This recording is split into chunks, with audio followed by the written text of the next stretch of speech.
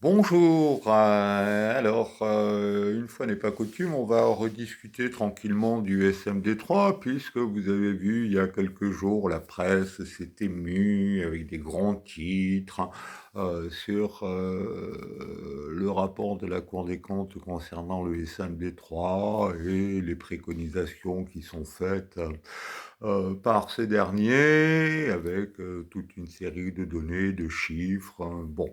Que vous pourrez lire, y compris la note de synthèse.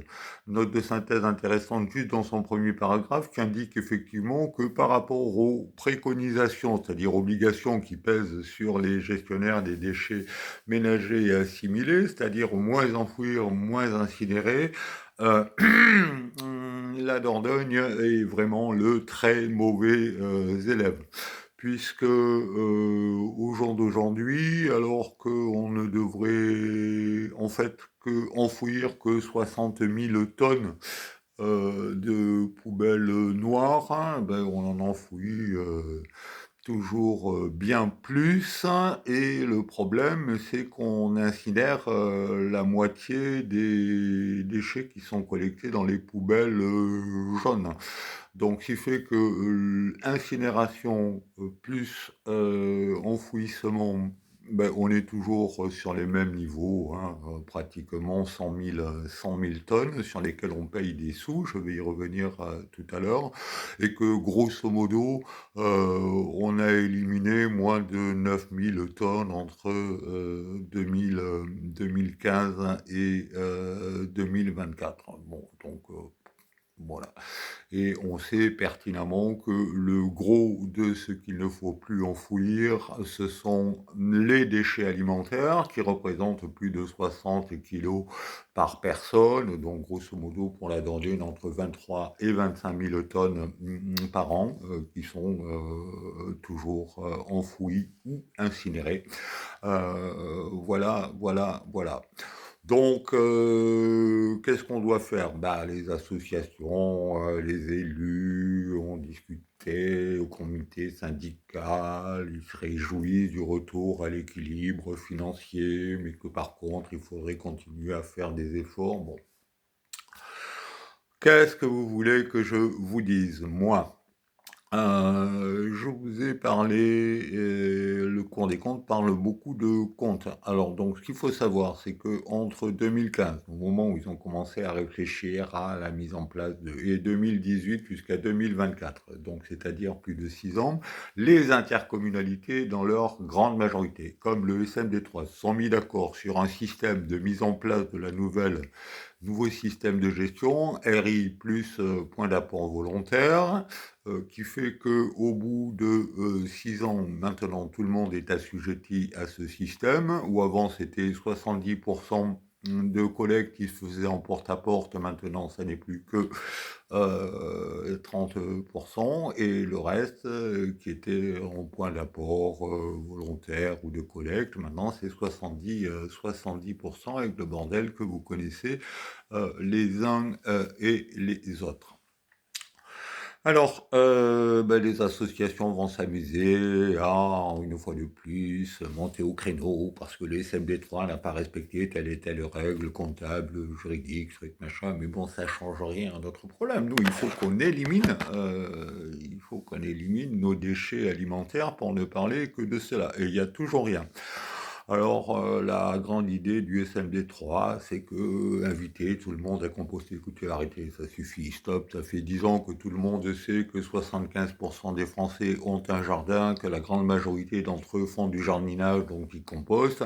Et ce qui fait que si on a encore 60 kilos par personne de déchets alimentaires que l'on retrouve aujourd'hui dans les poubelles noires ou dans les poches poubelles jaunes, parce qu'il faut bien les éliminer, mais ça restera toujours ces mêmes volumes qu'il faut traiter.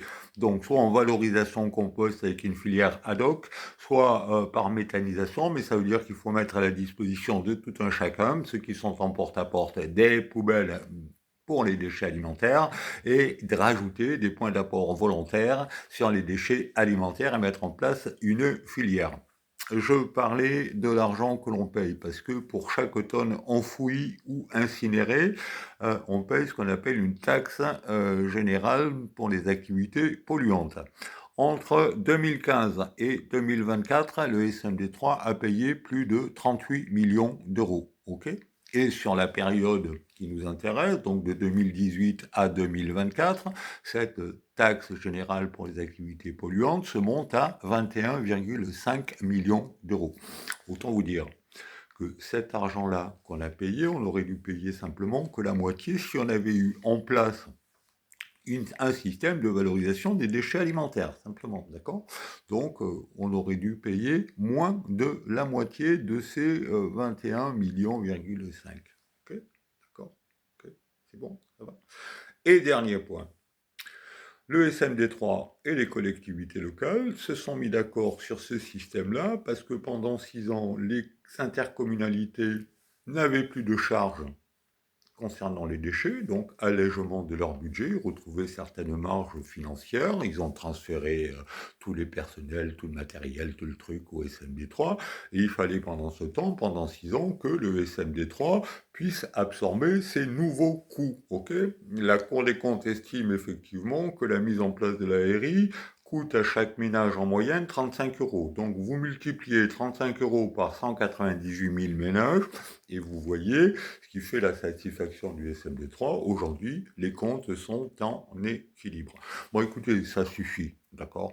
Soit vous continuez à vous laisser amuser par toutes ces conneries et des uns et des autres, soit vous vous mettez à signer la lettre pétition que je vous ai proposée cet été, qui demande la mise en place d'un système de gestion des déchets alimentaires, d'accord, en porte-à-porte, une poubelle spécifique, rajouter des points d'apport volontaires, et pendant ce temps, moratoire. Donc on revient à la taxe d'enlèvement des ordures ménagères, qui est beaucoup plus équilibrée et beaucoup plus juste du point de vue des ménages.